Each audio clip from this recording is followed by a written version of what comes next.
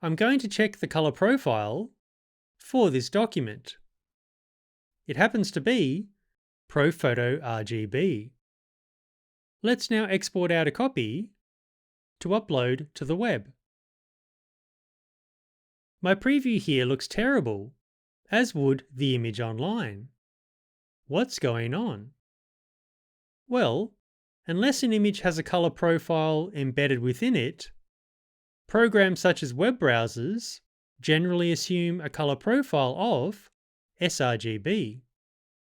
If a Photoshop document has a color profile, and I embed it in the exported image by activating this option, check it out.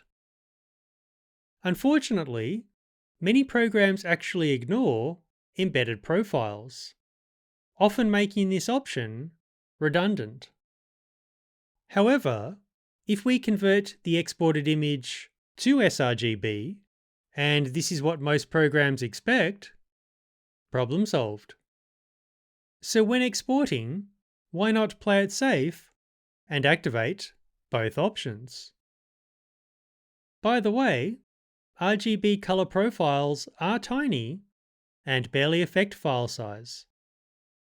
I hope that helps. Catch you later.